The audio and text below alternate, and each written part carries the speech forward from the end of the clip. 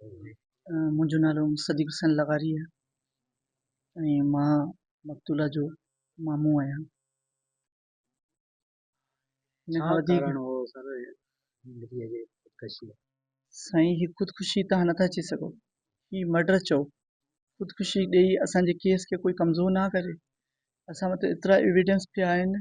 हिकिड़ी ॿारड़ी, मासूम ॿारड़ी मेडिकल में पढ़े पई, 3rd ईयर में पढ़े पई ऐं उहा 3rd ईयर में यूनिवर्सिटी जी MBBS करे थी पई ऐं क्लास में पोज़ीशन खणे थी पई। उहा कीअं ख़ुदकुशी कंदी? सिंध जी अवाम खे सवाल आहे, उहा कीअं ख़ुदकुशी कंदी? उहा ख़ुदकुशी नथी करे सघे।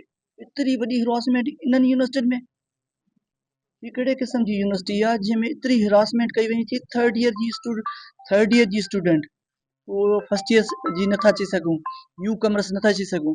3rd ईयर जी स्टूडेंट एतिरो वॾो हुन सां जेको आहे सानियो थिए पियो, इहा सम्झ खां ॿाहिरि आहे। हू चवे थी पई त मुंहिंजे पोयां बगड़ पियल आहिनि। उहे माण्हू जेके आहिनि उन्हनि जा हुन नाला वरिता आहिनि। नालनि मां अब्दुल्ला जो नालो ॿुधायो आहे,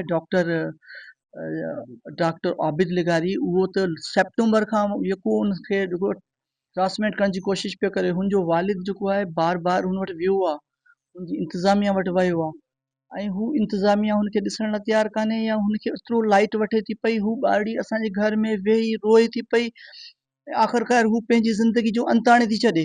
ही सिंधी माण्हुनि जो टैलेंट आहे। इहो असांखे सोचण जो सवाल पैदा थिए थो रहे। एॾी वॾी यूनिवर्सिटी, एॾो वॾो नालो, उहो पैसे कमाइण लाइ एॾो वॾो सिस्टम ठहे पियो। इहो सभिनी सिंध जे अवाम जी औरतुनि लाइ बि सुवाल आहे, उन्ही भाइरनि लाइ सुवाल आहे त ही हेॾो वॾो कोराम कंहिं घर में, तव्हां सोचे सघो था त किन घर में केॾी ख़ुशी हूंदी जंहिंजे घर में 4 भेनरुनि मां हिकिड़ी भेनर मेडिकल में आहे ऐं उहा वॾी टैलेंटेड एतिरी हद तक हू पोज़ीशन होल्डर आहे। हींअर बि मां तव्हांखे ॾेखारियां थो, हुनजी हर साल हुनजी जेका पोज़ीशन ईंदी आहे ऐं उन्हनि बगड़नि जेका आहे उनखे पुठिते कंदे कंदे कंदे हुनजी ज़िंदगी जो अंत आणे छॾियो।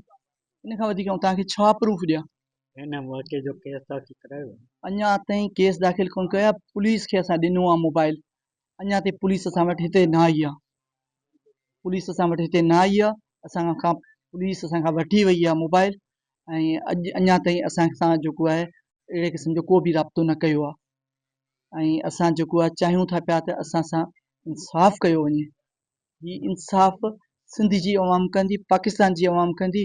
मुंहिंजी पुरज़ोर अपील आहे त जेको आहे chief justice, prime minister of Pakistan, CM Sindh, IG Sindh, DIG Mirpur Khas जो SSP, तव्हां अचो इंक्वायरी कयो।